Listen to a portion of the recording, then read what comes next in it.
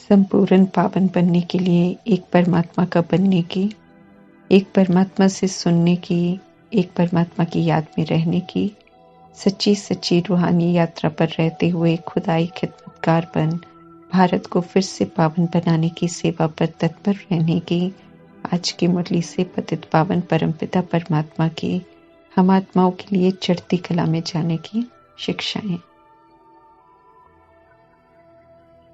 संगम युग में परमात्मा हम आत्माओं को स्वमानों की माला पहनाते हैं ताकि पुनः हम सब स्वमानों की स्मृति से अपनी ओरिजिनल स्थिति में लौटें, फिर से शक्तिशाली बने और अपनी ही बनाई हुई परिस्थितियों का सामना कर उसे पार करें और पास्ट के सारे हिसाब किताब को स्व की स्थिति में रहकर चुकता करें, बिना किसी शिकायत के या बिना कोई प्रश्न किए। हर दिन एक स्वमान हम आत्मा को मिलता है। ये स्वमान ही हमारी स्वस्थिति है जिससे परिस्थितियों को पार करना है। परमात्मा ने ये समझ दी है हमें कि जो भी परिस्थिति आ रही है सामने, उसके जिम्मेवार हम ही हैं और ड्रामा में जो परिस्थिति बनाता है वही उसे पार करता है। ये ड्रामा का अटल नियम है। करे कोई और भरे कोई और, ये यहाँ की विधि नहीं है। रहम दिल परमात्मा विधि और युक्ति बताते हैं कि कैसे उसे पार करना है। परिस्थितियों को पार करने के लिए आज स्वस्थिति का स्वमान है, मैं मास्टर त्रिकालदर्शी हूँ। त्रिकालदर्शी माना तीनों काल का ज्ञान बिल्कुल स्पष्ट है। त्रिकालदर्शी स्थिति शक्तिशाली स्थिति है क्योंकि नॉलेजफुल स्थिति है। नॉलेज होने के कारण त्रिकालदर्शी आत्माएं समय प्रमाण हर शक्ति को, हर पॉइंट को, हर गुण को ऑर्डर से चलाते हैं और परिस्थितियों को सहज ही पार कर लेते हैं। कार्य पूरा होने के बाद वे शक्तियों के बारे नहीं सोचते, बल्कि जिस समय जो शक्ति चाहिए और जिस विधि से चाहिए उसका प्रयोग करते हैं। मास्टर त्रिकालदर्शी आत्माएं खजानों को प्रयोग में लाकर अपना बनाकर उन खजानों के मालिक बन जाते हैं। इसलिए शक्तियों को ऑर्डर करते हैं और शक्तियां हाजिर हो जाती हैं, अर्थात सहज उन शक्तियों को यूज कर कार्य पूरा कर लेते हैं। परमात्मा का हम आत्माओं को वरदान है कि अपनी शक्तिशाली स्वस्थिति अर्थात आत्मिक स्थिति द्वारा परिस्थितियों को पार करने वाले मास्टर त्रिकालदर्शी बनो, सिर्फ खजानों से संपन्न बनो। दुखहर्ता सुखकर्ता परमात्मा सभी को खुशियों की खुराक देने वाले परमात्मा कहते हैं कि रावण राज्य के दुख धाम में सदा खुश रहते हुए सभी को खुशियां बांटने की सेवा करने वाले सच्चे सेवाधारी बनो। दुनिया में इस समय जिन चीज़ों का अभाव है, परमात्मा उन्हीं चीज़ों से अपने बच्चों को भरपूर करते हैं और फिर उसी भरपूरता को सभी को बांटने की समझ भी देते हैं। परमात्मा के समक्ष सभी वो आत्माएं हैं जो इस समय बहुत दुखी हैं, क्योंकि परमात्मा हद में नहीं बल्कि बेहद में देखते हैं। इस सीजन की अव्यक्त मुरली में भी परमात्मा ने 6 महीने का होमवर्क दिया है कि व्यर्थ को समाप्त कर समर्थ सोचो और अपनी पावरफुल वृत्ति के द्वारा दुखी आत्माओं को सुख शांति की किरणें दो। अपने मन को इसी में बिजी रखो तो गलत कर्मों से भी बच जाएंगे। इसी तरह इस समय खुशी का भी बहुत अभाव है, तो परमात्मा की याद में, उनके प्यार में हमें सदा खुश रहना है और सभी को खुशियों के और प्यार के सागर परमात्मा का संदेश देकर सच्ची खुशी देने की सच्ची सेवा करनी है। दुखियों को सुखी सिर्फ परमात्मा बनाते हैं, क्योंकि वे ही जानते हैं कि दुखों का कारण देह अभिमान और विकार है। कारण से कारण को छुड़ाकर परमात्मा दुखों का निवारण कराते हैं। जो आत्माएं श्रीमत पर चलकर देह अभिमान और विकारों को छोड़ते हैं, उन्हें परमात्मा से सद्गति का अर्थात सत्युग का वर्षा मिलता है। सर्व आत्माओं की सद्गति दाता है परमात्मा, इसलिए सभी को निमंत्रण देते हैं कि आओ और विधि पूर्वक अपना वर्षा लो। परमात्मा विधि बताते हैं जिसे अमल में लाना हमारा कर्तव्य है। पुरुषार्थ में निरंतर आगे बढ़ते रहने से ही मंजिल पर पहुंचेंगे हम सब। इस मार्ग में चढ़ती कला में जाने के लिए परमात्मा कहते हैं कि जो पहले सुना है उसे भूल जाओ, क्योंकि उससे नीचे उतरते आए हैं।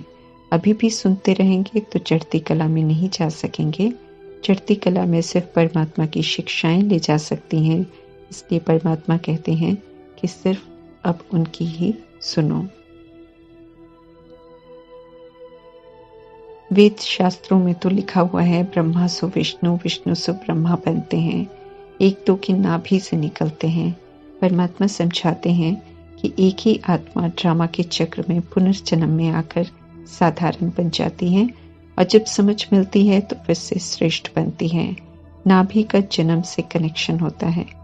ब्रह्मा की आत्मा को भी जब ईश्वरीय जन्म मिलता है परमात्मा से, तो ब्रह्मा की आत्मा पुराना सब कुछ भूल श्रीमद् प्रमाण चलकर विष्णु बनते हैं। एक ईश्वरीय जन्म में फिर विष्णु से ब्रह्मा बनने में लंबा समय लगता है। ये यात्रा सतो प्रधान से सतो, सतो से रजो, रजो से तमो, तमो से तमो प्रधान बन जाते हैं। तो परमात्मा से समझ मिलती है, फिर से आत्मा रियलाइज करती है। एक जन्म में स्वदर्शन चक्रधारी बन ज्ञान रत्नों और वरदानों की शंख ध्वनि करते हुए, श्रेष्ठ कर्म करते हुए, कमल आसन की स्थिति पर विराजमान होकर हर तरह के लगाव दबाव प्रभाव से मुक्त रहते हुए फिर से विष्णु बनते हैं।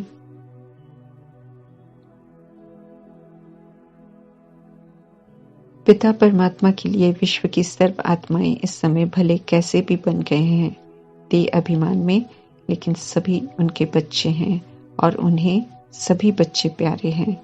इसलिए जब कोई हम आत्माओं में से किसी से भी नफरत करता है तो परमात्मा पूछते हैं कि आप नफरत करने वाले कौन हो। रूहानी स्नेह का पाठ पढ़ाते हुए परमात्मा कहते हैं कि किसी से भी नफरत, ईर्ष्या, द्वेष नहीं रखनी है। तीसरे समझ के नेत्र से नयनहीन हो गए हैं, हम सब भी हो गए थे। इसलिए खास ध्यान रखना है कि किसी से नफरत नहीं करनी है। सभी आत्माओं के प्रति शुभ भावना, शुभकामना रखनी है। परमात्मा के लिए कोई देह के धर्म, जाति, देश, राज्य, रंग रूप मायने नहीं रखते हैं। वे किसी को भी चोर, आतंकवादी या चाइनीज या अमेरिकन या इंडियन या मुस्लिम, हिंदू, क्रिश्चियन या सिख के रूप में नहीं देखते हैं। उनके लिए तो सभी ज्योति बिंदु सतोगुणी आत्माएं हैं जो परमधाम से यहाँ पाठ बजाने आए थे, लेकिन देह अभिमान में सब खुद को भूल गए हैं। अब भले अभी परमात्मा से नहीं पढ़ते हैं, लेकिन सभी को परमात्मा ईश्वरीय फैमिली का समझते हैं। दुखी और अशांत आत्माओं को अपना बनाकर परमात्मा भी सुखी और शांत बनाकर शांति धाम ले जाने के लिए आए हैं, फिर वापस सुख धाम में भेज देंगे।